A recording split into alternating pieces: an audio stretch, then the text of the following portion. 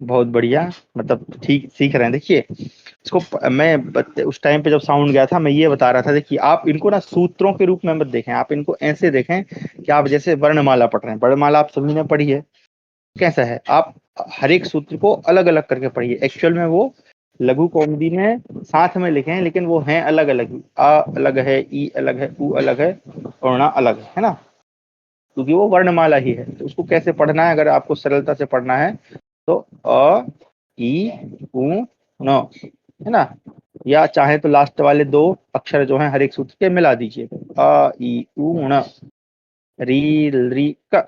अगर ऐसे नहीं बन रहा तो री, सॉरी, री री क, ए ओ च, है ना, ऐ औ च, अयवरट, लण, याम गणनम। ऐसे करके आप जो है धीरे धीरे प्रयास करें, सभी लोग प्रयास करें, सबको याद करना है ना। आगे भी कुछ सूत्र बताएंगे जिनको याद करना है। चलिए तो हम उसके आगे अब आरंभ करते हैं। मैं इस वाले डिवाइस से हूं तो आशा करता हूँ इसमें गड़बड़ नहीं होगा। चलिए स्क्रीन दिख रही है आप लोगों को, ऊपर लिख दीजिए। अरे क्षमा भैया, कोई बात नहीं जी, आप इधर आ जाइए। अच्छा ये भाई साहब यहाँ से नहीं खुलेंगे, ये भी समस्या है। अरे यार मैंने वो भी हटा दिया, WPS ऑफिस, क्या प्रॉब्लम है। इसको यहाँ से खोलते हैं कि अंदर से जाके PDF सेक्शन, जब सिद्धांत कौमुदी कहाँ गई, ये रही। हाँ जी, अब दिख रहा होगा। इसको थोड़ा सा हम घुमा लेते हैं ताकि अच्छे से दिखाई दे। हाँ जी, चलिए अब आप लोगों को अच्छे से दिख रहा होगा। तो हम लोग थे, हमारा जो सूत्र था उसको एक बार हम, आ जाइए, मैं कल WPS भी डाउनलोड कर लूंगा इसमें, उसमें सब सेव रहता है। हाँ जी, यहाँ से हमको पढ़ना है, ठीक है। ये बहुत महत्वपूर्ण सूत्र है, इसको ध्यान से समझिएगा। फिर यहीं पर हमारा लघु कौमुदी का जो सफर है वो थोड़ी देर के लिए रुक जाएगा। फिर कल से हम जो है संज्ञाओं को पढ़ के, क्योंकि फिर इसके आगे जो है थोड़ा सा डीप नॉलेज हो जाता है। लेकिन मैं चाहता हूँ कि ये मैं इसलिए पढ़ाना चाह रहा हूँ कि आप लोगों के अंदर वो जो है भावनाएं जगें कि हम लघु कौमुदी पढ़ें। ठीक है जी, चलिए। तो हमारा जो अगला सूत्र है वो है तुल्यास्य प्रयत्नम सवर्णम। तुल्यास्य प्रयत्नम सवर्णम, ठीक है जी। अब इसको थोड़ा सा विच्छेद कर लेते हैं, है ना। अभी आपको संधि विच्छेद नहीं समझ में आएगा, कोई दिक्कत नहीं, आगे आप सीख जाएंगे। तो इसका जो है वो क्या होगा, तुल्य प्लस आस्य, तुल्य प्लस आस्य रे प्रयत्नम, है ना, प्रयत्नम, प्रयत्नम। आगे क्या कह रहे हैं यहाँ पे, सवर्णम, है ना। अब ये एक और संज्ञा है, ठीक है जी। कौन सी संज्ञा है, सवर्णम, सवर्ण संज्ञा है, ठीक है, क्योंकि ये कौन सा प्रकरण है, संज्ञा प्रकरण है। तो यहाँ पे पाणिनि जी जो है सवर्ण वर्णों का, है ना, वर्णों की अलग अलग संज्ञा रख रहे हैं। आपने इत संज्ञा सीखी, आपने लोप संज्ञा सीखी, है ना। उसके बाद अब ये अगली संज्ञा है सवर्ण संज्ञा। सवर्ण का मतलब एक ही समान, एक ही जाति के। तो अब इतने सारे वर्ण हैं, वो किस प्रकार से एक दूसरे से मतलब सवर्ण होते हैं, यहाँ पे बताने का प्रयास करेंगे। तो तुल्य का मतलब होता है समान, ठीक है। अब आस्य क्या है, तो आस्य जो है हमारे तालवादी जो उच्चारण स्थान है, तालवादी यानी तालु आदि जो हमने उच्चारण स्थान पढ़े हैं, तालु, कंठ, है ना, मूर्धा, ओष्ठ, फिर नासिका, फिर मुख नासिका इत्यादि जो उच्चारण स्थान है, उपपद्मानीय, जिह्वा मूलीय, ये सभी जो उच्चारण स्थान है इन्हीं को आस्य कहा गया, ठीक है जी। तो उच्चारण स्थान, और आगे क्या कहा गया, प्रयत्नम। प्रयत्न क्या है, ये आगे हम अभी थोड़ा सा आगे पढ़ेंगे तो समझेंगे, ठीक है जी। तो प्रयत्न मतलब बोलने का प्रयास करना। जब हम बोलते हैं तो कितना प्रयास करते हैं हर एक वर्ण का। यहाँ पे देखिए, अभी स्वरों का तो आपको समझ में आ गया, स्वरों का तो अच्छे से विभाग कर दिया उन्होंने ना, सबका 18-18 भेद बता दिया। अब बचे हैं व्यंजन, उनका भी तो बताना है कि भाई ये कैसे है, इनका इनकी क्या विशेषता है, तो यहाँ पर वही बताएंगे। तो प्रयत्न बताएंगे, वो प्रयत्न कितने प्रकार के होते हैं, तो दो प्रकार के होते हैं प्रमुख रूप से, आगे आप पढ़ेंगे। पर उनके भी अलग अलग भेद हैं, है ना, दो के, फिर एक के 5 है, एक के 11 भेद हैं। तो वो हम आगे पढ़ेंगे, ठीक है जी। अब यहाँ पर क्या कह रहे हैं, सवर्ण कह रहे हैं, क्या कह रहे हैं, सवर्ण। अब ये महत्वपूर्ण है, सवर्ण क्यों कहना चाहिए, क्योंकि देखो पाणिनि जी क्या करते हैं, संज्ञा पहले बताते हैं, काम जो है बाद में बताते हैं, है ना। तो चूंकि हम यहीं पर समापन करेंगे इसलिए काम अभी बता देते हैं आपको। तो ये जो सवर्ण संज्ञा है इसका काम क्या है, सवर्णों को मिलाकर संधि करना है ना, और भी कई सारे काम आगे, क्योंकि संधि कार्य जो है वो मतलब आप यूं समझें कि एक बहुत बड़ा बब्बर शेर है ना, आप सभी ने देखा ही होगा। तो व्याकरण के विषय में ये कहा जाता है कि जो संस्कृत व्याकरण है वो एक शेर के समान है। हमें ऐसी कल्पना करें तो आप अगर देखते होंगे जो बब्बर शेर होता है उसका मुख जो है बड़ा भयंकर होता है, उसकी जो ताकत होती है उसके सारे मुख में ही होती है ना, उसके जबड़े इत्यादि बड़े मजबूत होते हैं, ठीक है जी। और उसके पीछे का शरीर बड़ा ढीला ढाला सा होता है, बड़ा सीधा साधा सा होता है। तो व्याकरण में कहा जाता है कि शेर का जो मुख है ना वो संधि है। वो क्या है, संधि है। अगर आपने संधि ठीक से समझ ली, अगर आपको संधि आ गई तो आप समझ लीजिए कि आप व्याकरण से 50% लगभग पार पा गए। हालांकि 50% मैंने थोड़ा ज्यादा बोल दिया, लेकिन फिर भी आप यूं समझे कि अगर आपने संधि समझ ली तो आपको व्याकरण, आपका जो है प्रवेश हो गया उसमें। इसीलिए तो अब क्यों, क्योंकि संधि से ही सारे काम होते हैं आगे, चाहे हम धातु रूप बनाएं, चाहे शब्द रूप बनाएं, चाहे हम कोई शब्दों का निर्माण करें। क्योंकि जैसा कि आप, हम मैंने बताया था आपको पहले कि पाणिनि जी का ये है कि भाई जितने भी शब्द हैं वो सभी धातुओं से ही बनते हैं, है ना। तो फिर आगे संधि संधि होके ही सारे शब्दों का निर्माण होगा। इसलिए हमें जो है संधि को समझना बहुत आवश्यक है। तो ये जो सवर्ण संज्ञा है ये संधि में काम पड़ती है, इसलिए संज्ञा बता रहे हैं, ठीक है जी। तो सवर्ण का मतलब एक ही समान। अब किस प्रकार से समान है वो हम आगे समझेंगे। तो इतना मैंने बता दिया। अब ये जो सूत्र की, ये सूत्र का अर्थ था, अब इसकी व्याख्या नीचे है, पढ़ते हैं। तो वही तालवादि स्थानाम अभ्यंतर प्रयत्न चेतद्वयम, है ना। तो कह रहे हैं जो तालवादी स्थान हैं उनसे जो बोले जाते हैं वर्ण और आभ्यंतर। आप देखिए यहाँ पर जो प्रयत्न है, ये प्रयत्न दो प्रकार के होते हैं, एक होते हैं बाह्य, एक होते हैं आभ्यंतर। लेकिन यहाँ पर जो प्रयत्न है इसका अर्थ आभ्यंतर ही लिया गया है। आभ्यंतर का मतलब क्या है, देखिए हमारा जो मुख है जब हम बोलते हैं तो एक गतिविधि कहाँ होती है, हमारे बाहर होती है ना। जो बाह्य है यानी बाहर जो चीजें हमको महसूस होती हैं या हम सामने वाले को दिखती हैं बोलते समय, और कुछ चीजें ऐसी हैं जो हमारे आभ्यंतर मतलब अंदर होती हैं, ठीक है। तो अंदर की क्रियाएं तो कोई देख नहीं पाता है, ठीक है जी। तो अंदर की क्रियाएं किस प्रकार से होती हैं, ठीक है। जैसे अगर हम बोलते हैं का ख गा घा, है ना, उसी तरह से हम बोलते हैं आ ई उ री ली, है ना। इस प्रकार से अगर दीर्घ बोले तो आ ई उ। आप देखें कि जो वायु है वो कहीं से स्पर्श होकर आती है ना। कंठ से भी अगर हम बोल रहे हैं तो वायु कहीं ना कहीं जिह्वा के जो अंत भाग में है वहां पे टकरा रही है, राइट। तो अगर आप याद करो तो मैंने पहली या दूसरी कक्षा में बताया था कि शब्द का उच्चारण किस प्रकार होता है ना। पाणिनि शिक्षा का श्लोक था जो कायाग्निम हंति मारुतः, है ना, वो श्लोक जो था उसमें यही तो बता रहे थे कि हमारे नाभि स्थान से जो वायु है ना, वो आकाश के साथ सम्मिलित होकर हमारे पूरा स्थान में आती है, फिर हमारे मस्तिष्क में वो संकेत पाती है और फिर वहां से हम बोलते हैं तो वो नाद होता है, फिर वो मस्तिष्क से पाकर संकल्पना पाकर शब्द के रूप में या वर्ण के रूप में परिवर्तित होता है। तो इस प्रकार का जो वर्णन था ना, पहली कक्षा या दूसरी कक्षा थी संभवतः, तो यही बता रहे हैं कि वो प्रयत्न क्या है, ठीक है। तो यहाँ पर वही कह रहे हैं ये चेतद्वयम वो दो प्रकार का होता है। यस्य येन तुल्यम तन्मथा सवर्ण संयम स्यात्। तो ये क्या कह रहे हैं, यस्य येन तुल्यम, जो जिसके तुल्य हो यानी जो जिसके समान हो उसकी सवर्ण संज्ञा होती। समान का मतलब इसको ध्यान से समझिएगा, है ना। क्या है कि कह रहे हैं तालवादी स्थान यानी कि ऐसा वर्ण जिसके तालु आदि जो उच्चारण स्थान है वो, और प्रयत्नम, है ना। तालुवादी स्थान यानी तालु मुख कंठ इत्यादि जो स्थान है वो, और प्रयत्न आभ्यंतर या बाह्य प्रयत्न, ये दोनों अगर एक समान है, ठीक है जी। अगर दोनों का एक समान, अगर केवल एक ही एक जैसा है तो काम नहीं बढ़ेगा, दोनों होने चाहिए। आभ्यंतर प्रयत्न भी होना चाहिए और तालुवादी जो उच्चारण स्थान है वो भी समान होना चाहिए। तो उस वर्ण की जो भी वर्ण है उसकी क्या हो जाएगी, सवर्ण संज्ञा हो जाएगी, है ना। अब जैसे उदाहरण के लिए हम समझें तो जो देखिए आ है, इसका उच्चारण स्थान क्या है, कंठ है ना। आपको बताया था अकु विसर्जनाम कंठा भी आगे आएगा। और ई जो है इसका उच्चारण स्थान क्या है, इचु ऐसा नाम तालु, तो तालु है। तो अब क्या आपसे प्रश्न है कि भैया बताइए क्या इन दोनों का उच्चारण स्थान एक है, तो आप कहेंगे नहीं है गुरुजी, क्योंकि एक कंठ है एक तालु है। क्या इनको हम सवर्ण कहेंगे, हमारा उत्तर क्या होगा, नहीं कहेंगे। क्यों, क्योंकि दोनों का उच्चारण स्थान जो है वो अलग अलग है।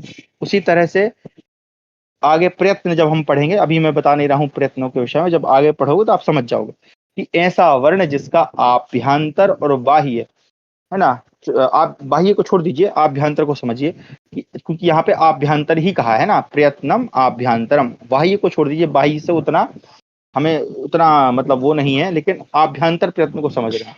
तो जो आभ्यंतर प्रयत्न है वो एक समान होना चाहिए। आभ्यंतर प्रयत्न और उच्चारण स्थान, ये दोनों जब समान हो जाएंगे तो वो वर्ण क्या हो जाएगा, सवर्ण हो जाएगा। समझ में आ गया जी? सवर्ण किसको कहते हैं? ऐसा वर्ण जिसका उच्चारण स्थान एवं प्रयत्न, प्रयत्न मतलब आभ्यंतर प्रयत्न, ये दोनों एक समान हो उसको सवर्ण कहते हैं। चलिए अब आगे यहाँ पर अब एक सूत्र आता है, री ली वर्णयोर मिथा सवर्ण वाच्यम। अब ये सूत्र क्या है? तो ये वार्तिक है। ये क्या है? वार्तिक सूत्र है। आप अगर सुनते होंगे, मैं श्लोक बोलता हूँ आरंभ में, वाक्यकारम वर रुचि। तो ये वर रुचि कौन है? मैंने आपको बताया था तीन ऋषियों के विषय में कि महर्षि पाणिनि, महर्षि पतंजलि और महर्षि कात्यायन। कात्यायन को ही वर रुचि भी कहते हैं।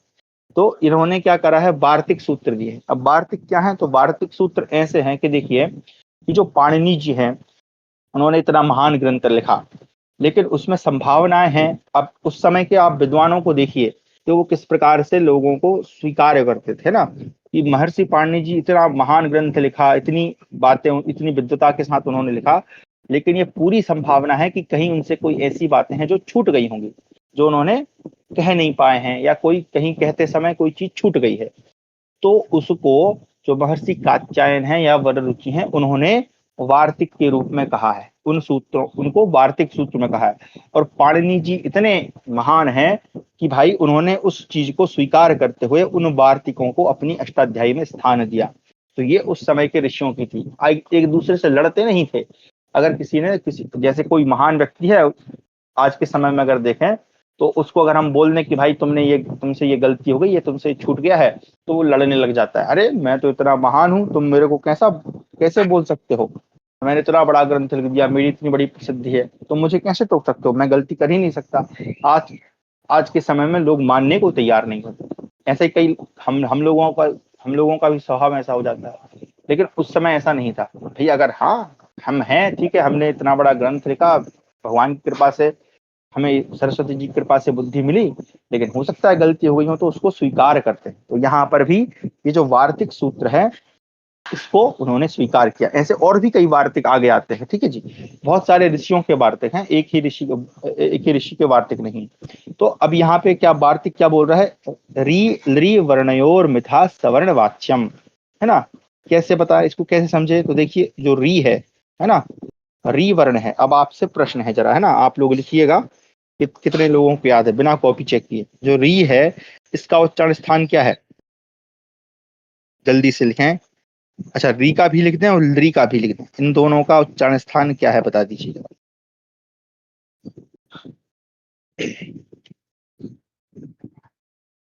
आप लोग लिखेंगे, और आप लोग लिखेंगे तो मैं कंठ, भारती से जी कंठ कह रही हैं जी, नहीं कंठ तो नहीं है भाई। एक बार बोल के देखें जरा। अंश जी लिख रहे हैं, एलियन जी लिख रहे हैं, बढ़िया, सब लोग लिख रहे हैं। तालु कंठ नहीं, एक कह रहे हैं मूर्धा, हाँ, ड्रैकुला जी मूर्धा कह रहे हैं। तालु ओटे दांत नहीं, तालु नहीं, मूर्धा, हाँ जी, हाँ सही है, अब आया सही आप लोगों का। तो इसका उच्चारण स्थान क्या है? मूर्धा है। वाह, हमारी दीदी जी ने लिखा, हिंदी हिंदी में टाइप किया, बहुत अच्छा लगा। री का जिह्वा और मूर्धा, नहीं जिह्वा तो सब में ही है, जिह्वा का तो सब में ही कार होता है, हाँ, लेकिन री का क्या है? मूर्धा है। बहुत बढ़िया। टंग टंग टंग तो जो है सब में ही चलती है ना, वो टंग का जो अग्रभाग है सब में ही होता है। अब लरी का बताइए, लरी का उच्चारण स्थान क्या है? री का तो होगा ऋतु रसाणाम मूर्धा। ये जो सूत्र है इनको याद कर लीजिएगा, नहीं तो बोल के देख लीजिए, सबसे सरल विधि है। री, री जीभ कहाँ जाएगी? मूर्धा पे जाएगी। दंत, वेरी गुड, बहुत बढ़िया। इसका उच्चारण स्थान क्या है? दंत है। अब आपसे वही प्रश्न है कि भैया बताइए कि क्या दोनों का उच्चारण स्थान एक जैसा है? नहीं है, अलग अलग है ना। मूर्धा अलग है और दंत अलग है, तो समस्या हो गई। अब ये तो एक वो हो ही नहीं पाएंगे, है ना, क्योंकि दोनों का, क्योंकि कहा है ना, सवर्ण किसको कहते हैं? सवर्ण ऐसा वर्ण जिसका उच्चारण स्थान और आभ्यंतर प्रयत्न, आभ्यंतर प्रयत्न को अभी आप एक साइड में रख दें थोड़ी देर के लिए, आभ्यंतर प्रयत्न आपको अभी समझ में आएंगे थोड़ा देर बाद, है ना। तो कहा ऐसा वर्ण जिसका आभ्यंतर प्रयत्न और उच्चारण स्थान दोनों समान हो वही क्या होता है, सवर्ण होता है।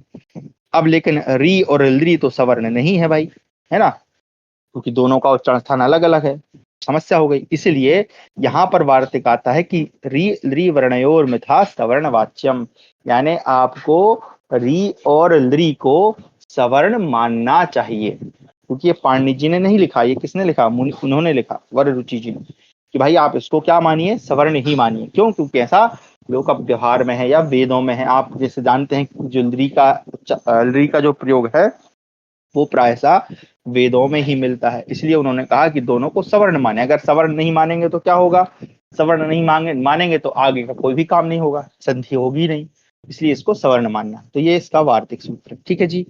यहाँ तक आपको समझ में आ गया होगा, आगे बढ़ते हैं। अब ये सारी चीजें आप पढ़ चुके हैं पहले ही, एक बार फटाफट रिवीजन कर लेते हैं। तो क्या कह रहे हैं, अकुह विसर्जनीया नाम कंठा, आ यानी अकार, अकार अब तीनों प्रकार के आ हैं, ह्रस्व दीर्घ और पुलुत, है ना। उनका कु यानी कु मतलब कवर्ग का, हा मतलब हकार, और विसर्जनीय नाम विसर्ग का उच्चारण स्थान क्या है, कंठा। ये सारे सूत्र यही है ना, अकुह विसर्जनीय नाम कंठा। अभी आप लोग अगर, मैंने आपसे जब उच्चारण स्थान पूछा था तो आप लोग यहाँ से भी नकल मार सकते थे, है ना, क्योंकि हम कई बार क्या होता है कक्षा में कुछ विद्यार्थी जो हैं थोड़े से कमजोर होते हैं, तो कई बार हम क्या करते हैं कि ब्लैक बोर्ड में ही आंसर लिख देते हैं और उनसे पूछते हैं कि अब बताओ क्या आंसर है। तो कई सारे बच्चे जो है वो आंसर सामने लिखा है फिर भी नहीं देख पा रहे हैं। तो यहाँ देखें लिखा है इचु यसा नाम तालु, ई चवर्ग या और शा का उच्चारण स्थान तालु है, ऋतु रसाणाम मूर्धा। तो पूछा था ना री का उच्चारण स्थान क्या है, तो यही लिखा है, देखिए री का उच्चारण स्थान लिखा है मूर्धा, है ना जी। तो फिर वो विद्यार्थी को बोलते हैं कि देखो सामने लिखा है बताओ, तो ऐसे आप लोग भी यहाँ देख के बता सकते थे, लेकिन आपने ईमानदारी से उत्तर दिया, बहुत अच्छा लगा। तो री का उच्चारण स्थान क्या है, मूर्धा। री टू यानी टवर्ग, रा यानी रकार रेफ जिसको हम बोलते हैं, और शा इसका मूर्धा है। फिर लृतु रशा नाम दंता, लृ टू टू यानी तवर्ग, ला और शा का दंत है। उपु पद्मान्या नाम मोष्ठौ, उ पू यानी पवर्ग और उपपदमानीय का ओष्ठ है। यम गणना नाम नासिका च, यम हर एक वर्ग का पांचवा जो लेटर है इसका क्या है, नासिका है। फिर ए दई तो नासिका चा है ना, चा बताया, चा के बारे में भी मैं पहले बाकी कक्षाओं में बता चुका हूँ, है ना, कि नासिका भी है और चा साथ में है। वो चा कहाँ आ जाएगा आगे, ठीक है जी, बताया था कक्षा में। फिर ए दई तो कंठतालु, ए और ऐ का कंठतालु, ओ औ का कंठोष्टम, वकार से दंतोष्टम, इसके बारे में भी डिटेल से बताया था ना, एक बार आप रिवीजन कर लीजिएगा उस कक्षा को। आगे बढ़ते हैं, चलिए, हाँ आगे बढ़ते हैं, ये हमने पढ़ लिया था। हाँ फिर आ गया हमारा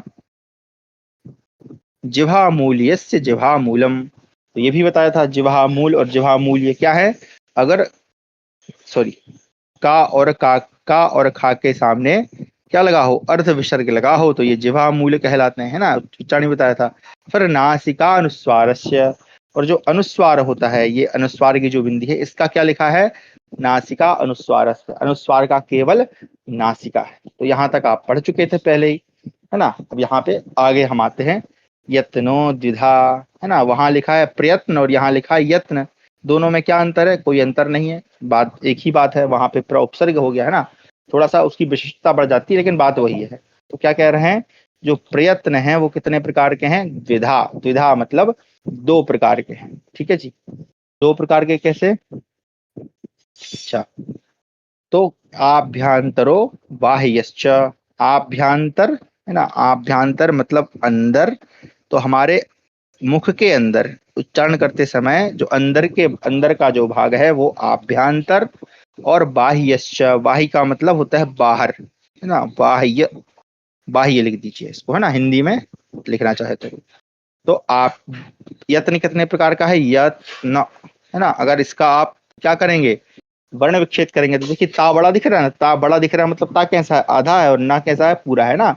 यत्नो द्विधा, और द्वि में भी वही है, वाह बड़ा है, दी छोटा है ना, बड़ा मतलब स्वर के साथ है। तो अब इसका वर्ण विच्छेद आप करेंगे तो आपको समझ में आ रहा है। अब मैंने आपको बोला था कि आपको अक्षरों को देखकर वर्ण विच्छेद आपके दिमाग में आ जाना चाहिए, है ना। जब आप वर्ण विच्छेद करेंगे तो आपको समझ में आएगा। तो यत्नो द्विधा, यत्न जो है दो प्रकार के हैं, एक है आभ्यंतर, एक है बाह्य। ठीक है, चलिए पढ़ते हैं। कह रहे हैं आध्या पंचधा। आध्या मतलब पहले का, तो पहले का मतलब कौन सा, जो पहले नंबर पे लिखा है, पहले नंबर पे कौन सा लिखा है, आभ्यंतर, है ना। आभ्यंतर बाह्यश्च, जो आभ्यंतर प्रयत्न है वो कितने प्रकार का है, 5 प्रकार का। कितने प्रकार का है, 5 प्रकार का। ठीक है जी, दिखा ना पंचधा, क्या लिखा है, पंचधा। अब इसको थोड़ा सा हम वहां से समझते हैं। ठीक है, पंचधा क्योंकि वहां पे आपको बताना पड़ेगा। इसको बता देते हैं, चलिए। ये मैंने नया एप्लीकेशन डाउनलोड किया है। हाँ, पंचधा। एक सेकंड, इसको पहले यहीं लिखता हूँ, नहीं तो गड़बड़ ना हो जाए। पहले इसको समझो क्योंकि ये थोड़ा सा संधि उसमें लिखा है। यहीं लिखते हैं, चलिए, वहां नहीं बन पाएगा जुगाड़ तो यहीं लिख देते हैं। ठीक है, यहाँ पे थोड़ा सा बड़े अक्षरों में लिख दूंगा, है ना। तो क्या है देखिए, स्पृष्टे सत, स्पृष्टे सत, विवृत विवृत, समृत भेदात, ये 5 प्रकार के उन्होंने बताए। अब आप कहो गुरु जी ये क्या ही पढ़ दिया आपने। ठीक है, तो ये इसलिए पढ़ पा रहे हैं क्योंकि हमको संधि थोड़ी सी आती है, तो इसलिए पृष्ठेशत, स्पृष्टेशत, विवृत विवृत, समृत भेदात। ठीक है जी, चलिए अब इसको हम करते हैं कि कौन कौन से 5 प्रकार। सबसे पहला क्या कहा उन्होंने, स्पृष्ट। क्या है, स्पृष्ट है। ठीक है जी, ये सारे शब्दों को आप याद रखिएगा, बाद में जब संधि पढ़ाऊंगा तो यहीं से सारी संधि करवाऊंगा आप लोगों से, संधि के उदाहरण यहीं से दूंगा मैं। ठीक है, तो स्पृष्ट, स्पृष्ट का सामान्य सा अर्थ क्या होता है, स्पर्श। स्पर्श है ना, स्पर्श यानी छूना, टच करना, अंग्रेजी में कहें तो टच। स्पष्ट का मतलब ऐसे वर्ण जिनको बोलते समय हमारे जो मुख में जो वायु है वो हमारे मुख स्थानों को स्पर्श करे, वर्ण। ठीक है, अब आप कल्पना करिए कि पहले उनका विभाग किया सब शब्दों का, वर्णों का, इसमें उदात्त, अनुदात्त, स्वरित, अनुनासिक और अननुनासिक। आज मैंने भेज दिया था होमवर्क में। ठीक है जी, और वहां मैंने स्वर भी भेज दिए थे, उदात्त अनुदात्त इत्यादि होमवर्क में मैंने डाल दिया था, वो आप लोगों ने देखा भी था। ठीक है, तो जो स्पृष्ट का मतलब स्पर्श, यानी हमारे बोलते समय हमारी जो मुख की वायु है वो कहाँ स्पर्श करती है। आगे अगला अगला शब्द क्या है, अच्छा छोड़, बता दिया मैंने, अंडू कर देता हूँ उसको, नहीं हो रहा है, चलो भैया। पहला क्या है, स्पृष्ट ना, आप इसको लिखते जाइए, है ना, क्योंकि हो सकता है बटने में चला जाए। फिर है अगला वाला क्या है, ईशद स्पृष्ट या ईशद, आप इसको संधि करेंगे तो ईशद हो जाएगा, इस प्रकार से ईशद, ईशद, ईशद स्पृष्ट, है ना। इसका ईशद स्पृष्ट, यहाँ पे जो ता है उसका दा बन गया है, आगे जब व्यंजन संधि पढ़ेंगे तो समझ जाएंगे। ईशद स्पृष्ट, ईशद स्पृष्ट का मतलब क्या है, ईशद का मतलब होता है थोड़ा कम, है ना, थोड़ा सा अल्प जिसको हम कहते हैं। स्पृष्ट का मतलब स्पर्श, है ना। तो ऐसे वर्ण जिनको बोलते समय हमारे मुख का, मुख के जो आभ्यंतर यानी आप अंदर की जो चीजें हैं उनको वायु थोड़ी सी स्पर्श करे। स्पष्ट में स्पर्श तो करेगी लेकिन ईसद स्पृष्ट में थोड़ी करेगी, ज्यादा नहीं करेगी। ठीक है जी, तो ये पहला स्पृष्ट, दूसरा ईसद स्पृष्ट। ठीक है, तीसरा देखते हैं, स्पष्ट ईशद। फिर आगे कह रहा है ईशद विवृत, अगला क्या है, इसको लिखते जाइए क्योंकि मिटाना पड़ रहा है, इसमें जगह नहीं है। ईशद विवृत, विवृत, ठीक है, प्रकार से ईशद विवृत। अगला जो तीसरा नंबर है वो ईशद विवृत है ना। ईशद विवृत क्या है, विवृत का मतलब होता है विवर, है ना। विवर आप समझ लें, हमारा जो मुख का जो कंठ वाला, कभी आप आईने के सामने खड़े होकर देखना, हम मुख खोलते हैं तो अंदर एक ऐसे छोटा सा ऐसे घंटी टाइप का लटका होता है ना, जैसे घंटी के नीचे नहीं लगा रहता वो, तो हम कंठ कहते हैं ना। तो वो उसमें जो छेद है वही क्या है, व्यूअर है ना। वो छेद जो उसकी जो बनावट है, छेद नहीं एक्चुअल में, वो जो मुख की बनावट है ना कंठ के पास, उसी को, वहीं से तो हमारी जीभ जुड़ी हुई है, तो उसी को कहते हैं विवर, यानी वो स्थान जहां से वायु निकल के आ रही है। तो वो विवर जो है ना उसको ही विवृत कहते हैं। वो बोलते समय, वर्णों को बोलते समय वो जो विवर है वो कितना उठता है कितना खुलता है। जैसे मान लीजिए इस प्रकार का विवर है, अगर ऐसे वीडियो होता तो फिर मैं आपको दिखाता भी करके, लेकिन आप अभी यूं समझे, ये जो विवर है, ये जब हम कुछ शब्दों, कुछ अक्षरों को बोलेंगे तो क्या हो जाएगा, कभी छोटा होगा और कभी थोड़ा सा बड़ा खुलेगा, कभी छोटा खुलेगा कभी बड़ा खुलेगा। इस प्रकार से हमारा जो मुख का विवर है वो छोटा बड़ा होगा। तो ईशद विवृत, ईशद का मतलब थोड़ा और विवृत का मतलब फैला हुआ, थोड़ा सा खुलने वाला विवर। तो ईशद विवृत यानी जिस ऐसे वर्ण जिनको बोलते समय हमारा मुख का जो अंदर का भाग है वो थोड़ा सा खुलता है। समझ में आया, ये तीसरा था। पहला स्पृष्ट, दूसरा ईशत स्पृष्ट, तीसरा ईशत विवृत। अब चौथा आते हैं विवृत। चौथा क्या है? विवृत है। विवृत का मतलब विवर ही, यानी वही ईशत का मतलब छोटा और विवृत का मतलब थोड़ा सा बड़ा, यानी ऐसे वर्ण जिनको बोलते समय हमको क्या है, हमारे मुख को थोड़ा सा अधिक खोलना पड़ता है, राइट। हम हमारे मुख को हमारे अंदर का जो विवर है वो थोड़ा सा अधिक खुलेगा, उनको विवृत कहेंगे। और अगला जो अंतिम है वो क्या है? संवृत। अब ये संवृत थोड़ा सा क्या है, ये अलग टाइप का है। इसका संवृत का प्रयोग केवल प्रक्रिया दशायाम लिखा है, आगे आपको सॉरी क्षमा करें, विवृत जो है वो प्रक्रिया में है, और संवृत जो है वो, संवृत का मतलब जिसमें समान रूप से खुला, संवृत है ना, समान रूप से, यानी विवर जो है वो ज्यादा नहीं खुलता है, थोड़ा सा खुलता है। ठीक है जी। तो इस प्रकार से हमारा क्या होता है, संवृत। इस प्रकार के 5 हो गए। कौन कौन सा? स्पृष्ट, ईशत स्पृष्ट, ईशत विवृत, विवृत और संवृत भेदात। ये 5 हैं। ये 5 बाद के वैयाकरणों ने माने हैं। ठीक है कि ये 5 प्रकार के स्पृष्ट या आभ्यंतर प्रयत्न होते हैं, लेकिन पाणिनि जी केवल 4 ही मानते हैं। वो ईशत विवृत नहीं मानते हैं, वो केवल विवृत ही मानते हैं, विवृत और संवृत, है ना। स्पष्ट, ईशत स्पष्ट, विवृत और संवृत। तो ये बाद के व्याख्याकारों ने लिखा है, जिसमें भट्टो जी दीक्षित है ना। तो इस प्रकार से हमारे ये 5 प्रकार के आभ्यंतर प्रयत्न। अब ये इनके अक्षर कौन कौन से, उनको जरा देख लेते हैं। चलिए इसको थोड़ा सा जूम आउट कम कर देते हैं। हाँ, तो क्या कह रहे हैं, ये समझ में आ गया आपको? पांचों स्पष्ट, ईशद स्पष्ट, विवृत, ईशद विवृत, समृद्ध भेदात। आगे स्पष्ट और समृद्ध एक बार। हाँ, स्पष्ट का मतलब है जी स्पर्श करना, है ना, स्पर्श, यानी वर्ण, जिन वर्णों को बोलते समय आपको वायु हमारे मुख के अंदर के हिस्सों को स्पर्श करे, उसको स्पष्ट कहते हैं। और समृद्ध मतलब जहां पर हमारे मुख का जो विवर है, विवर यानी अंदर का जो गोल वाला हिस्सा नहीं है, वो समान रूप से खुले, वो ज्यादा ना फैला ना ज्यादा छोटा, है ना। ईसित विवृत मतलब जिसमें थोड़ा सा खुलता है, विवृत जिसमें थोड़ा बड़ा खुलता है, और समृद्ध जिसमें बिल्कुल समान रूप से, ना छोटा ना बड़ा ना छोटा, है ना। जैसे अगर मान लीजिए ये मुख का विवर है, तो ईसत विवृत बोलेंगे तो छोटा सा खुलेगा, ईस विवृत बोलेंगे थोड़ा बड़ा, और अगर समृद्ध बोलेंगे तो इन दोनों के बिल्कुल समान रूप से, ना ज्यादा छोटा ना ज्यादा बड़ा। अभी आप लोगों से बुलवाएंगे, आप टेंशन मत लीजिए, आपको अंतर समझ में आएगा, क्योंकि हम उच्चारण ही सीख रहे हैं। अभी तक आपने कुछ 2 4 5 ही उच्चारण सीखे होंगे, है ना। आप में से कई लोगों को यही पता होगा कि ये कंठ से बोला जाता है, ये तालु से, लेकिन इतना डिटेल में आपने कभी उच्चारण को नहीं पढ़ा होगा। तो हमारा उद्देश्य ही यही है। एग्जाम्पल, हाँ आएगा आएगा, एग्जाम्पल आ रहा है आगे। क्योंकि देखिए ये संग मैं बताता हूँ ना कि नाम पहले बताते हैं, काम बाद में, और काम आ रहा है बाद में। ठीक है जी, तो निश्चिंत रहिएगा, है ना। अब आप लोगों से प्रश्न भी होगा तो तैयार रहिएगा। तो ये 5 प्रकार तो समझ में आ गए। चलिए आगे अब बता रहे हैं, तत्र स्पृष्टम प्रयत्नम स्पर्शानाम, है ना। कह रहे हैं कि जो स्पृष्ट है, स्पृष्ट जो है किसका है, स्पृष्ट प्रयत्न जो है वो किसका है, स्पर्शानाम। अब आप जो है अपने वर्णमाला को देखिए, मैं आशा करता हूं कि आपने वर्णमाला याद कर ली होगी। तो आप लोग बताइए कि स्पर्श किसको कहते हैं। हाँ जरा लिखिए सब लोग जरा, स्पर्श किसको कहते हैं। तत्र स्पृष्टम स्पर्शानाम, जो स्पष्ट है वो किसके लिए है, स्पर्शानाम। अगर कोई होशियार विद्यार्थी होगा तो अभी तुरंत आंसर दे देगा, क्योंकि आंसर इसी में छिपा हुआ है। तत्र स्पृष्टम प्रयत्नम स्पर्शानाम। जी फटाफट बताएं।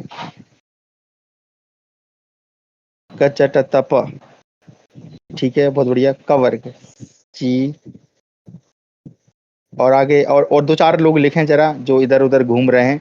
आप लोग थोड़ा जागृत रहिए, है ना, क्योंकि हाँ स्लो मोड हटा दिया है।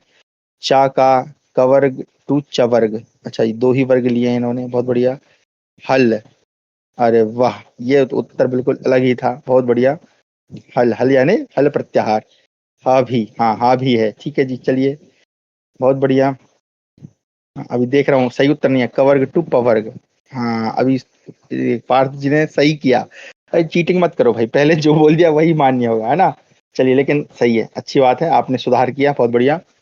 और कोई लोग बताएं जरा, स्पर्श किसको कहते हैं। मुझे जो उत्तर चाहिए, मतलब उत्तर आ रहे हैं लगभग सही सही आ रहे हैं, लेकिन जो चाहिए वो नहीं आ रहा है, गलती से लिख दिया। हाँ अरे कोई बात नहीं, होता है, गलतियां करेंगे तो ही सीखेंगे। चलिए हाँ, एक बार आप देखिए, अब आप लोग ना देख लीजिए, आपकी वर्णमाला को देखिए, और वहां पर देखिए स्पर्श कहाँ पर लिखा हुआ है, दिख रहा है किसी को। कॉपी को इसलिए कॉपी बनवाई आप लोगों को ना, क्योंकि आप सबको ये पढ़ा दिया गया है। जितना जल्दी करेंगे उतना जल्दी ये खत्म होगा। Slow mode reduced only 5 second. मुझे कुछ क्यों समझ नहीं आ रहा। ST, अब आपका नाम उल्टा लिखा है, पता नहीं क्या है जी। आप बाद में जुड़े हैं, आप पहले की 2-3 कक्षाओं को देख लीजिएगा तो आपको समझ में आएगा, अन्यथा नहीं आएगा, क्योंकि मैंने पहले ही बोला कि कक्षा स्किप करेंगे तो फिर सब ऊपर से जाएगा। शाह, चलिए एलियन जी शाह लिख रहे हैं। चलो एक दो लोग और बता। स्ट्रेंजर या स्ट्रेजर, पता नहीं क्या है, मेरी अंग्रेजी थोड़ी उच्च कोटि की है, आप सभी को पता है। चलिए का से, हाँ ये, अब आप सब लोग सुनील जी के लिए तालियां बजाइए। का से माँ तक है ना, क्या है, कादयो माँ वसाना स्पर्शहा। बताया था आप लोगों को, याद करिए स्पर्श क्या होते हैं। का से लेकर माँ तक जितने भी वर्ण हैं, है ना, पार्थ जी ने भी वही चीज लिखी थी। उन्होंने भी लिखा कि का वर्ग से लेकर प वर्ग तक, यानी का से लेकर माँ पूरा हो गया, है ना, क वर्ग प। तो ये जो स्पर्श कितने हैं, 25 है, लिखवाया था ना भैया, याद करिए जरा। 25 जो स्पर्श हैं उन्हीं को कहते हैं कादयो मावसाना स्पर्शहा। इस प्रकार से जो है हमारे स्पर्श होते हैं, तो उन्हीं को स्पर्श को ही क्या कहते हैं, स्पृष्ट कहते हैं। अब आप बोल के देखिए जरा, क ख ग, आपकी जीभ कहीं ना कहीं स्पर्श करेगी ना। का कवर्ग का कंठ में स्पर्श होगा, चवर्ग का तालु में, तवर्ग का मूर्धा में, है तवर्ग का दंत में, फिर पवर्ग का होष्ठ में। हो रहा है कि नहीं हो रहा है? तो समझ में आया, यही इसका उदाहरण है जी। स्पृष्टम, है ना, स्पर्शानाम। आ गया समझ में जी। स्पृष्ट किसको कहते हैं, का से लेकर। गुरु जी मैंने वही तो बताया था, बट शॉर्ट में बताया था। हाँ शॉर्ट में नहीं बताना है जी। आपने कहाँ बताया था, एक बार देखूं, मैं शायद मिस कर दिया मैंने। लूसीफर जी कहाँ चले गए भाई। का चटप, हाँ ठीक है जी। चलिए इनके लिए भी तालियां बजा दीजिए, आप नाराज मत होइए। इन्होंने भी बताया था लेकिन शॉर्ट में बताया था। चलिए बहुत बहुत धन्यवाद। अब अगले पे चले, ये समझ में आ गया। बोल के देख लीजिए, बोला तो आपने है, एक बार और बोल के देख लीजिए ताकि याद हो जाए।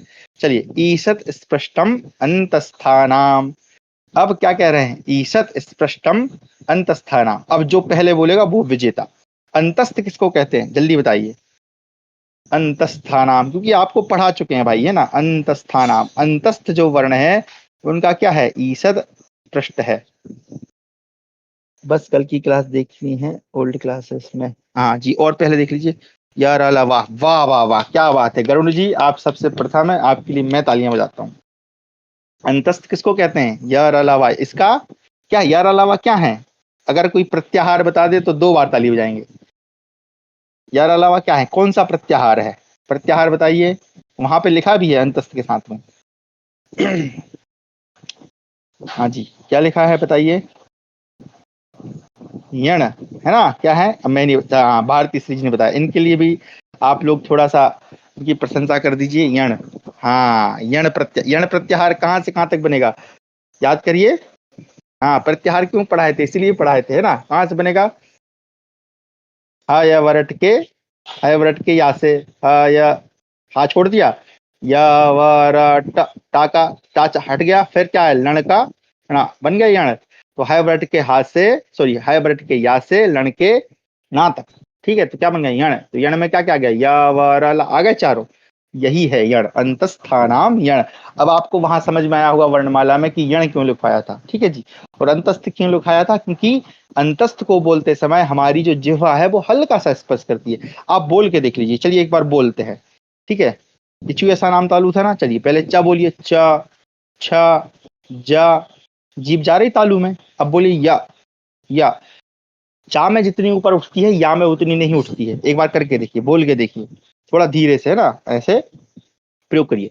श, श, छ, ज, या में उतनी नहीं उठती है, उठ रही क्या, इसलिए ईसत कहा, ईसत स्पष्टम, हल्का सा स्पर्श करेगी, है ना। उसी तरह से टा का देख लीजिए, ट वर्ग में टा ठा ठा, है ना, टा ठा डा ढा, और रा, टा में पूरा मूर्धा पे जाती है, लेकिन रा में उतनी नहीं जाती है, जाती मूर्धा में ही है इसलिए, लेकिन उतरा नहीं जाती, इसलिए ईसत स्पष्ट कहा है ना जी।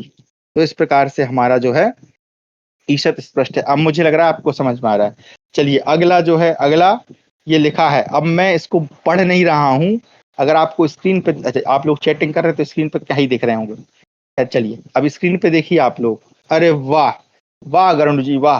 भाई गरुण जी के लिए 2 बार तालियां, मैं इस बार मैं ही लिखता हूँ, रुकिए तालियों का वो कहाँ है, ये है, चलिए मैं नमस्कार का ताली बजा देता हूँ। बहुत बढ़िया।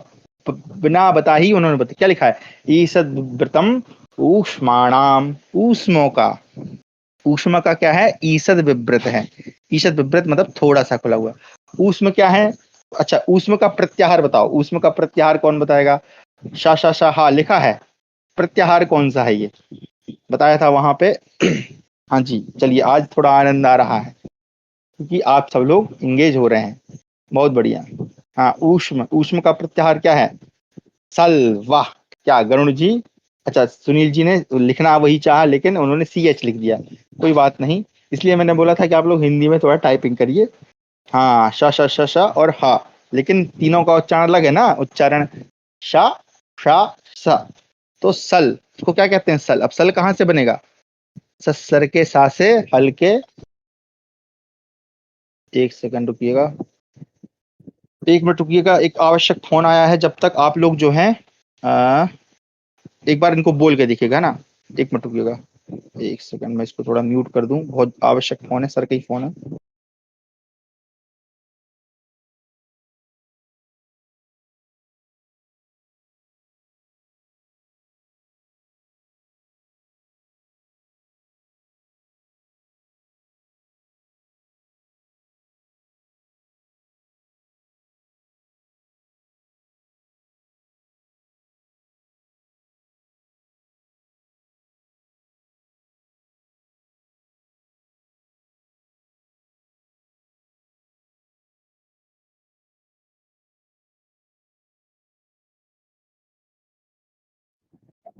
चलिए क्षमा प्रार्थी हूँ सभी से, थोड़ा सा आवश्यक कार्य है क्योंकि कल आप सभी को पता है योग दिवस है ना।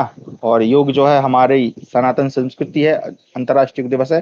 मैं आशा करता हूँ आप लोग भी योग इत्यादि करते होंगे, करना चाहिए, अगर नहीं कर रहे हैं तो थोड़ा समय निकालिए, कल आप सभी लोग योग में भाग लीजिएगा, विशेषतः सूर्य नमस्कार में। चलिए, तो उसी के लिए मुझे विद्यालय जाना है क्योंकि योग प्रभारी हम ही हैं, खैर चलें।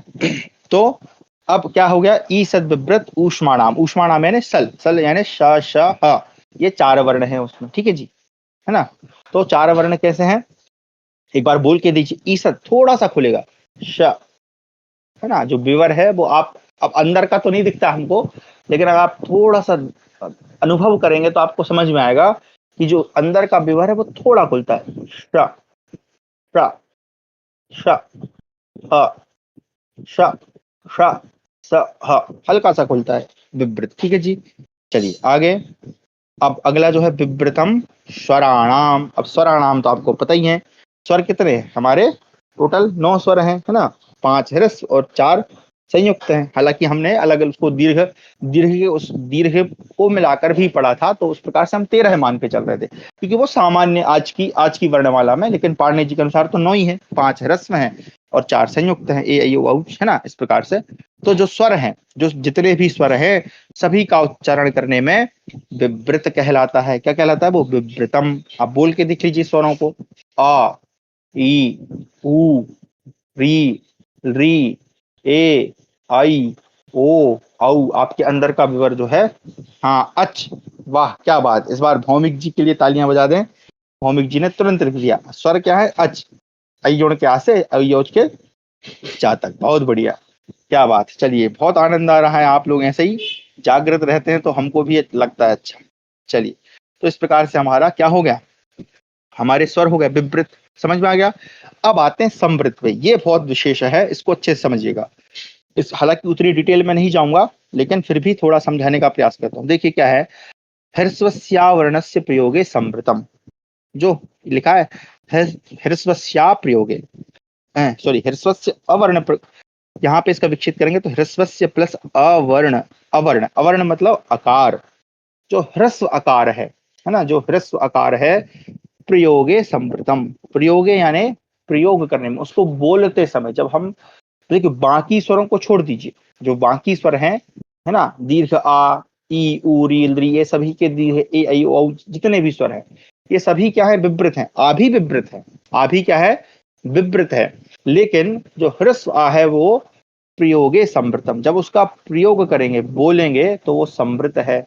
लेकिन अब उसी के आगे तुरंत लिख दिया प्रक्रिया दशायाम तु विवृतम एव।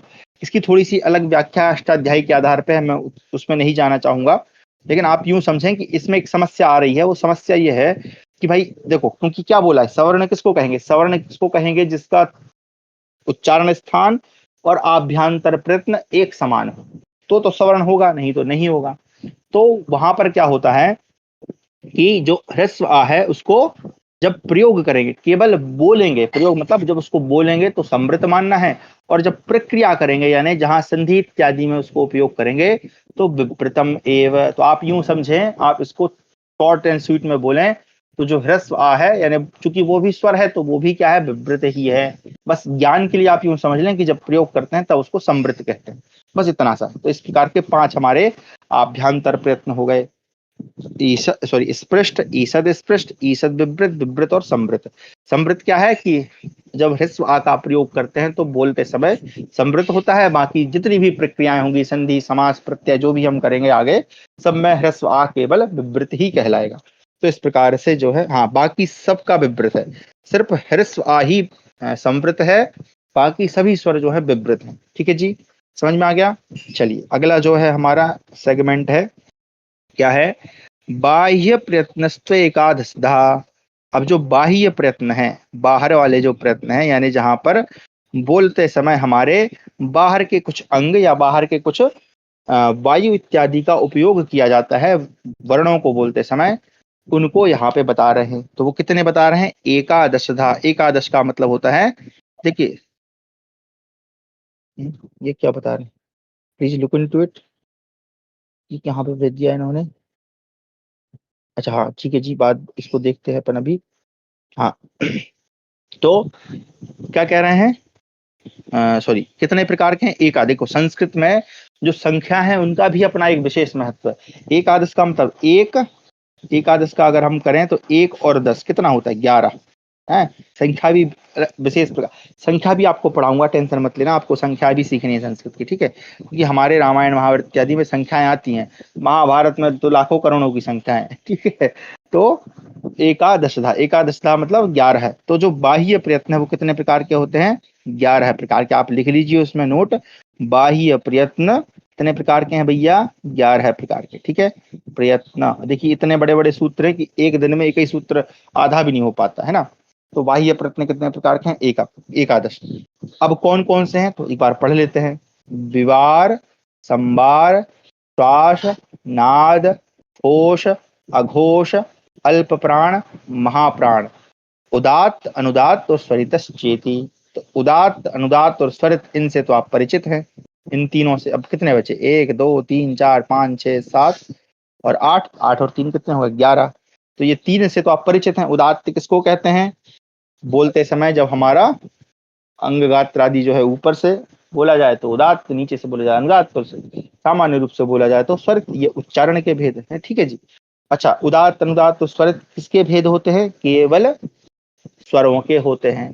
केवल किसके होते हैं? स्वरों के, क्योंकि उतने प्रकार के स्वर होते हैं ना, 9 प्रकार के ना, सानव विधोपी कहा कि 9 प्रकार के स्वर होते हैं। अगर उदात्त, अनुदात्त तो स्वरित में कहें कि ह्रस्व दीर्घ प्लुत तो होते ही हैं, और 3 ये मिला दें तो 9 प्रकार के हो गए। फिर अनुनासिक अनुनासिक मिलाएंगे तो फिर 18 और 12 के हो जाएंगे। तो इस प्रकार से ये, इनसे आप परिचित हैं। अब बाकी बचे कितने? 8। इनको समझना है। तो ये जो 8 हैं ये 2 2 के, सॉरी 3 3 के जोड़े में, इस प्रकार से विवार, एक छोड़ दीजिए श्वास, और फिर एक छोड़ के घोष, ये 3 का जोड़ा है। विवार, श्वास और घोष ये तीनों एक ही चीज है, ठीक है? उसी तरह से संवार, नाद और अघोष ये एक ही चीज है। यानी विवार, श्वास, घोष। एक मिनट हो जाइए, मैं इसको कलर कोडिंग करता हूं ताकि आपको अरे भैया, भाई साहब इसको ऐसे करते हैं, ठीक है? तो ये विवार, श्वास, घोष और संवार, नाद और अघोष, ये जो चिन्ह है ये अवग्रह चिन्ह है। आगे अभी संधि में बताऊंगा। आप यूं समझे कि ये जो चिन्ह है ना, इसका मतलब होता है ह्रस्व आ, है ना, इसलिए अघोष बोल रहा हूँ। ये घोष और ये अघोष, है ना, ठीक है? तो इस प्रकार से हमारा 3 3 के जोड़े से बन गया, है ना। तो यानी जो विवार है वो श्वास भी है और वो घोष भी है। उसी प्रकार से जो संवार है वो नाद भी है और वो अघोष भी है। और अगला जो अंतिम दो बचे, अल्प प्राण और महाप्राण। अल्प प्राण यानी प्राण का मतलब वायु, श्वास कह सकते हैं, जहां पर हमें श्वास की कम आवश्यकता पड़ती है वहां अल्प प्राण, जहां बोलने में श्वास की थोड़ी सी अधिक आवश्यकता पड़े वो महाप्राण। बाकी उदात्त अनुदात्त की आप जानते ही हैं, ठीक है जी। तो इस प्रकार से हमारे ये श्वास विवार, अब इनका अर्थ समझ लेते हैं। अर्थ समझ जाएंगे तो आप काम भी समझे। गुरु जी नाद और घोष में, हाँ आ रहे हैं उस पर ही आ रहे हैं जी। तो विवार आप जानते हैं, विवृत, विवृत ही विवार है ना। विवार मतलब जिसको बोलते समय हमको थोड़ा सा अधिक, हमारा जो विवर है वो थोड़ा अधिक खुले। संवार जिसमें समान रूप से हो, थोड़ा कम आप कह सकते हैं ना, विवार से थोड़ा सा कम संवार, है ना।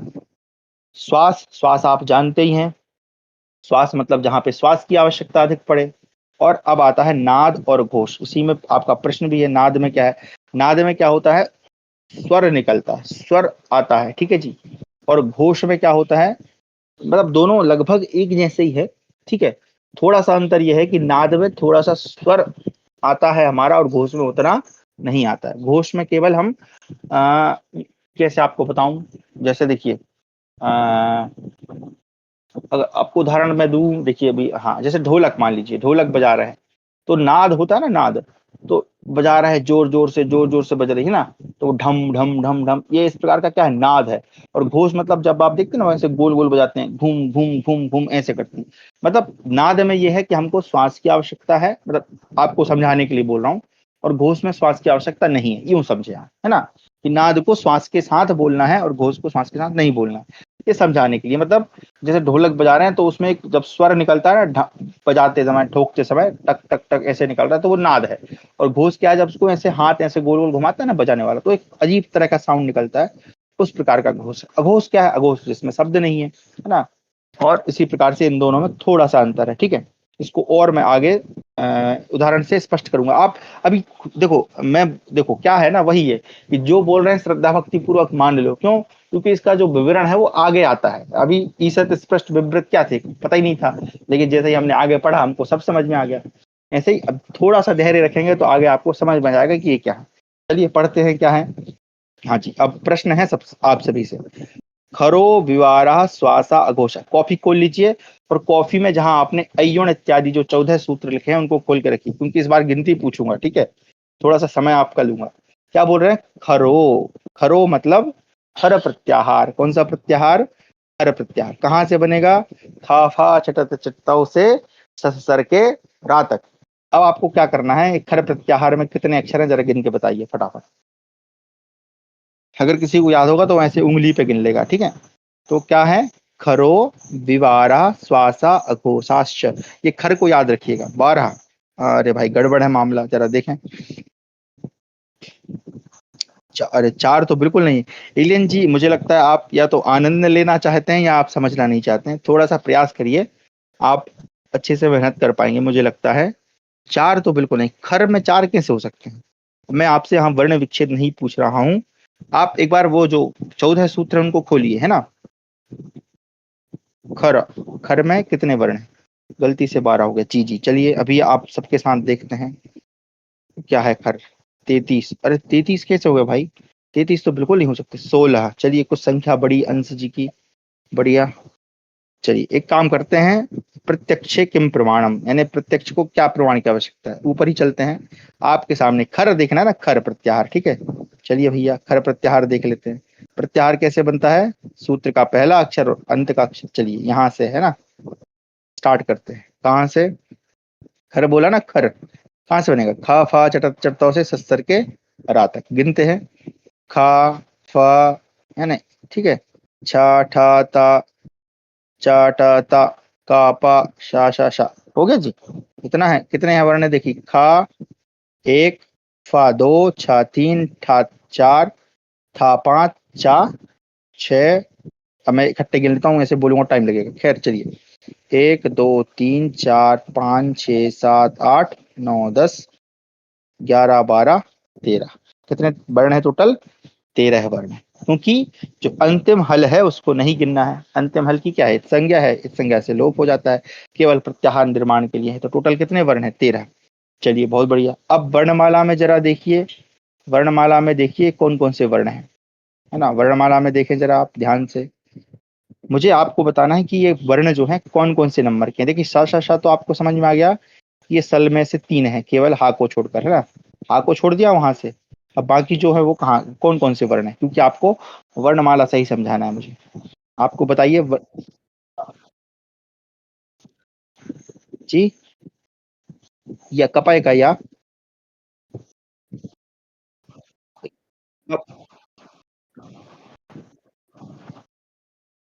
ये वा इसलिए छोड़ा क्योंकि ये हलंत वर्ण है, और हलंत जो है उनकी इत संज्ञा होकर लोप हो जाती है, और ये केवल प्रत्याहार निर्माण के लिए ही प्रयोग किए जाते हैं, अन्य किसी काम के लिए नहीं। ये आपको जब हम प्रत्याहार बनाना सीख रहे थे तब बताया था, इसलिए उनको नहीं, उनकी गणना नहीं करनी, वो वर्ण नहीं है, वो केवल प्रत्याहार निर्माण के लिए। वर्ण का कौन कौन से हैं जो उनके पहले लिखे हैं, है ना, इस प्रकार से, इसलिए इनको हम छोड़ देते हैं, इनको नहीं गिनते हैं। जी हाँ, आपको बताना है कि सस्तर में जो खर है उसमें शा शा शा, ये 3 तो आपको समझ में आ गए कि ये सल से लिए गए हैं। ठीक है भाई, सल सल प्रत्याहार के हैं, जो क्षमा करें डाल लिख दिया मैंने, इसको मिटा देता हूँ, एक मिनट रुकिए। हाँ, शा और शा, दंती शा, है ना, ये 3 जो है वो तो आ गए। अब बाकी जो अक्षर हैं क्या क्या है, खा फा छा टा ता चा टा ता का पा, आपको बताना है कि ये वर्णमाला के कौन से अक्षर हैं। हाँ जरा देख के बताइए फटाफट जल्दी से, क्योंकि फिर समय हो रहा है, इसको यहीं पर समापन करेंगे, आपको फिर गृह कार्य दूंगा मैं।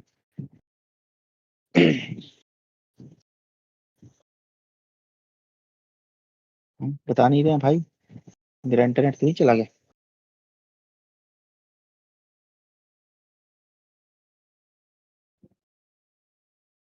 भाई स्पर्श नहीं, मैं पूछ रहा हूँ कि ये स्टॉप शेयरिंग क्यों नहीं हो रहा। अच्छा इसके कारण नहीं हो रहा है, हाँ हाँ, नहीं दिख रहा है, दिख रहा है, चल रहे हैं, नहीं करते हैं स्टॉप शेयरिंग भैया, दिक्कत हो जाएगी। लघु कौन की ये चल, आप लोग संभवतः प्रश्न नहीं समझे, मैं ये पूछ रहा हूँ कि जो बाकी वर्ण बचे हैं, का पा या खा फा छा ठा चा चा, ये जो हैं, हाँ सेकंड अल्फाबेट्स, बहुत बढ़िया। चलिए कुछ तो आया, सेकंड और पहला, क्या बात है गरुण जी, लगता है आज आप मैन ऑफ द मैच आप ही रहेंगे, बिल्कुल। ये प्रत्येक वर्णमाला जो वर्ग हैं स्पर्श है, दीदी ने भी वही लिखा था, स्पर्श सही लिखा था, लेकिन मैं पूछा था संख्या, तो संख्या कौन कौन सी है, अगर आप ध्यान से देखें ये थोड़ा क्रम अलग है। हर एक वर्ग का, हर एक वर्ग का पहला और दूसरा अक्षर है, का है, खा है, कवर्ग से, फिर का के बाद कौन सा वर्ग आता है, कचट, तब च वर्ग से चा है और छा है, समझ में आ रहा है जी। उसके बाद टवर्ग, तवर्ग है, तवर्ग का ता और क्या है, ता था, है ना, ये छठा फिर है कच्चा ट, सॉरी टा, मैं टा छोड़ दिया, क्षमा करें, टा का टा है और ठा है, और उसी प्रकार से पवर्ग का पा और फा है, यानी हर एक वर्ग का दूसरा अक्षर, इसको याद रखिएगा ना, आगे पूछूंगा आपसे खर प्रत्याहार क्या है, क्योंकि आपको अगर ऐसे याद नहीं रहे तो ऐसे तो याद रहेगा। यानी हर एक वर्णमाला का दूसरा अक्षर, और शा शा शा, आगे जब हम विसर्ग संधि पढ़ेंगे तो वहां आएगा खर अवसान वो विसर्जनीय, है ना, तो वहां पर ये खर प्रत्याहार पड़ेगा, और भी आगे आएगा। तो इस प्रकार से हमारा ये है, तो याद करने का तरीका यही है कि हर एक वर्ग का दूसरा अक्षर और शा शा शा, ये तीनों सा। अब ये क्या है, ये क्या है, अब बता रहे हैं आगे, चलिए पढ़ते हैं भैया। आ गया हमारा वो, आ, क्या बोल रहे हैं, क्या बोल रहे हैं ये, खरो विवारः श्वासा अघोषाश्च, जो खर प्रत्याहार हैं ये विवार हैं, श्वास है और अघोष, ये तीनों का जोड़ा रहेगा। अब आप बोल के देख लीजिए कि तीनों काम होंगे, क्या क्या है, क ख, विवर भी खुलेगा, श्वास थोड़ी सी अधिक लगेगी आपको, अघोष यानी उतना ज्यादा जो है साउंड में से नहीं आएगा, बोल के देखिए, का खा चा छा ज, सॉरी ता था टा ठा पा फा, है ना, ठीक है, समझ में आ रहा है ना, खरो विवारा श्वासा अघोषाश्च, तो ये सभी जो है यहाँ खर जो है वो 3 है। अब अगला देखिए क्या है, हर्षहा। अच्छा ये जो अभी जो ये बाह्य प्रयत्न है ये किसके लिए है, ये सभी स्वर, स्वर के लिए तो है ही, क्योंकि स्वर में ये उदात्त अनुदात्त स्वरित आ गया। अब व्यंजन बच गए थे, व्यंजन का तो कुछ बता ही नहीं भाई, जो आभ्यंतर प्रयत्न है वो भी स्वरों को बता दिए। व्यंजन का कुछ नहीं बताया, तो ये सभी क्या है, व्यंजनों के ही प्रयत्न बता रहे हैं। ठीक है, तो हर्ष, हर्षः मतलब हस प्रत्याहार। अब हस प्रत्याहार क्या है, जरा बताइए। हस प्रत्याहार, अब हस प्रत्याहार में कंफ्यूज नहीं होना भाई। हस प्रत्याहार कहाँ से बनेगा, हय वरट से, है ना, हय वरट के हा से कहाँ तक बनेगा, जावा गढ़ दश के ठा तक। गिनिए जरा कितने अक्षर हैं फटाफट, फिर हम 5-10 मिनट बाद इसको समाप्त करते हैं, क्योंकि समय भी हो रहा है।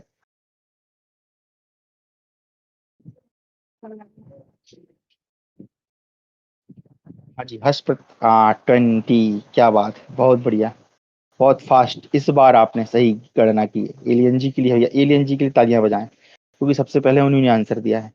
अब रंग में आए हैं थोड़ा आप, है ना, बहुत अच्छा लगा, क्या बात है जी। तो हर्ष प्रत्याहार में कितने वर्ण हैं, 20 वर्ण है ना। कहाँ से, हय वरट के हाथ से जवगढ़ के शातक। हाँ, अब चलिए दूसरा प्रश्न, वही सेम प्रश्न है। वर्णमाला में कौन कौन से वर्ण बचे हैं, है ना, पहला दूसरा तो हो गया, सिंपल सी बात है। अब जो बच गया वो सारा इसमें ही आ गया, हर एक वर्ग का तीसरा, चौथा और पांचवा। ठीक है जी, और हा और या रा ला वा, ये सब आ गए कि नहीं आ गए। हय वरट जवगढ़ दस जवगढ़, है ना, खाफा चट, आप सॉरी क्षमा करें, मैं थोड़ा जल्दी जल्दी बोल गया, गलत बोल दिया। हाँ जी, देखें जरा, आ जाएंगे ना, एक बार देख लो वर्णमाला में हस प्रत्याहार को, देख लीजिए जरा, ये सारे वर्ण हैं, है ना। कहाँ गया भाई, हर एक वर्ग का जो बच गया है, या वारा ये आ गए यण से, है ना, ला आ गया, यामा गणनम ये हर एक वर्ग का पांचवा, झावाय खड़दश तीसरा, सॉरी चौथा लेटर है ये, झावा घड़दश ये चौथा लेटर है, फिर जब गणदश ये तीसरा लेटर है, ये आ गया यहाँ तक। हय भरट के, सॉरी हय भरट के हाथ से जब गणदश के साथ तक, हर्ष प्रत्याहार टोटल कितने अक्षर है, 20 अक्षर, तो जितने बचे थे वो सब आ गए। ठीक है जी, तो इसको ध्यान रखिएगा। तो ये सब क्या है, ये सब जो है हमारे, अब क्या क्या बच गया था, नाद अघोष, सॉरी नाद घोष और संबार, संबार नाद और घोष, इस प्रकार से हमारे ये वर्ण हो गए, है ना। अशाह संबारा नादा घोष, ये इसको याद करने का तरीका, आपसे कोई पूछे कि विवार श्वास अघोष क्या है, तो आप कह दीजिए खर। अब खर क्या है, तो आपको पता है हर एक वर्ग का दूसरा और शा शा शा शा। और उसी तरह से हस क्या है, तो हस हर एक वर्ग का तीसरा, चौथा, पांचवा, और यार अलावा और हा, कि हा छूट गया है तो इसमें आ जाएगा। इस प्रकार से ये क्या है, संवार है, नाद है, घोष है। अब बोल के देख लीजिए, है ना, क्या बोलिए, ज, फिर उसके बाद तीसरा लेटर है द, है ना, उस प्रकार से फिर बा। तो आप देखेंगे तो आपका ये तीनों प्रक्रिया, नाद भी होता है, घोष भी होता है और संवार भी होता है। तो इस प्रकार से आपका नाद, घोष और ये है। ठीक है जी, चलिए अब आगे जो है हम कल फिर इसको यहीं पर समापन करते हैं। आगे फिर हम पढ़ेंगे कहाँ, अल्प प्राण और महाप्राण क्या है, बाकी ये जो आगे जो चीजें, या फिर एक काम करिए 2 मिनट का समय और दीजिए, मैं इसको कंप्लीट कर देता हूँ, क्योंकि फिर कल से हम संज्ञाएं पढ़ेंगे, है ना, अगर आप लोगों को मतलब देर ना हो रहा हो तो। चलिए इसको फटाफट करते हैं, क्या है कि ये भी बहुत सरल सा है। वर्गाणाम प्रथम तृतीय पंचमा यणश्चाल्प प्राण, मतलब क्या बोलना है, वर्गों के, अब वर्ग क्या है, वही कचट तप, इनके जो वर्ग के कौन कौन से, प्रथम, तृतीय और पंचम, यानी पांचवा, यानी पहला अक्षर, तीसरा अक्षर और पांचवा अक्षर, है ना। तो जैसे कवर्ग का उदाहरण ले लें, तो कवर्ग का पहला अक्षर कौन सा हुआ, का, तीसरा अक्षर कौन सा हुआ, गा, और पांचवा अक्षर क्या हुआ, ञ, सॉरी क्षमा करें उल्टा है, ये चवर का लिख दिया मैंने, क्या है, ज्ञ, ये बोला सही लिखा गलत। तो ये जो है 5 हैं, का ज्ञ, सॉरी का गा और ज्ञ, ये। ठीक है जी, और क्या कह रहे हैं, यणश्चाल्प प्राण, यण, यण क्या है, अभी बताया था, य व रा और ला, ये सभी क्या है, अल्प प्राण है, यानी इनको बोलते समय श्वास की, प्राणों की कम आवश्यकता पड़ती है। बोल के देख लीजिए, क, ग, ज्ञ, य व र ल, बहुत कम लगती है हमको, बहुत कम जोर लगाना पड़ता है, तो ये क्या है, अल्प प्राण है जी, है ना। वर्गाणाम प्रथम तृतीय पंचम यणश्चाल्प प्राण, ठीक है। अब आगे महाप्राण है, तो महाप्राण क्या है, अब जो बच गया, क्या बच गया, तो वर्गाणाम वर्गों के द्वितीय चतुर्थ, यानी द्वितीय मतलब दूसरा, चतुर्थ मतलब चौथा, वर्गों के, हम मान लो कवर्ग ले लेते हैं, वर्ग मतलब सभी वर्गों के ना, कवर्ग चवर्ग टवर्ग सभी के, फिर सलश्च महाप्राणा, सल मतलब आप सभी जानते हैं क्या है, हमारे तीनों सकार और हा शल में आ जाते हैं, सॉरी तालव्यशा, मूर्धन्यशा, दंतीशा और हा, ये सभी किस में आ जाते हैं, सल में। ठीक है जी। तो और दूसरा जैसे कवर का उदाहरण लें तो कवर का दूसरा अक्षर कौन सा है, खा है, और चौथा अक्षर क्या है, घा है। बोल के देख लीजिए महाप्राण है कि नहीं है। देखो खा घा, दोनों में अंतर करो जरा। पह, पहला क्या था, का खा, आपको ऑटोमेटिक समझ में आएगा कि का में थोड़ा कम जोर लग रहा है, खा में थोड़ा अधिक जोर लग रहा है। उसी तरह से गा घा, है कि नहीं, का खा, ग घा, गा में कम लगेगा, खा में ज्यादा लगेगा। इसी प्रकार से हर एक वर्ग में होगा, ट ठ ड ढ, तो हर एक वर्ग का दूसरा, और उसी तरह से श श श ह, इनमें थोड़ा सा अधिक जोर देना पड़ता है। तो इस प्रकार से हमारे ये महाप्राण है। महाप्राण क्यों, थोड़ा सा अधिक प्राणों की आवश्यकता है। और उसी प्रकार से जो अल्प प्राण है उसमें थोड़ी सी कम। ये सारे व्यंजनों का बता दिया है ना।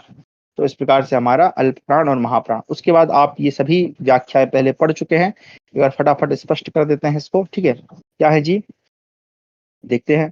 कादयो मावसाना स्पर्श, कादयो का आदि में है जिसके, और अवसान में क्या है, माँ बताया था, यानी का पहले और माँ अवसान में। इनको क्या कहते हैं, स्पर्श, ये संज्ञा आपको बता दी।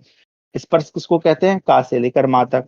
यणोन्तस्था, यण जो है ना, यण अंतस्था, इसका विच्छेद करेंगे तो बनेगा यण, सॉरी उल्टा लिख दिया मैंने, अरे भाई इसको बताओ जल्दी जल्दी, क्या है, यण अंतस्था। जो यण है वो अंतस्थ कहलाते हैं। तो यहाँ आपको पता ही है, पहले ही पता है, यण अंतस्था।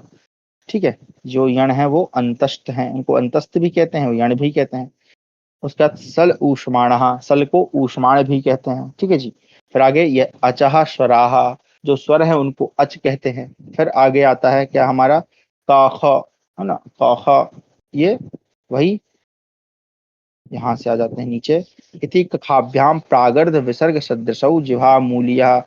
ये आपको बता दिया था कि अगर का और खा के पहले अर्ध विसर्ग, ये देखो चिन्ह बना है, अर्ध विसर्ग लगा हो तो उसको जिह्वा मूल्य कहेंगे। पा फा के पहले लगा हो तो उसको प्रागर्ध विसर्ग सदृशौ उपदमानीय, है ना, उसको उपदमानीय कहेंगे। अब अंतिम जो सूत्र है ये बहुत महत्वपूर्ण है, अम अह इत्यचः परानुस्वार विसर्गौ।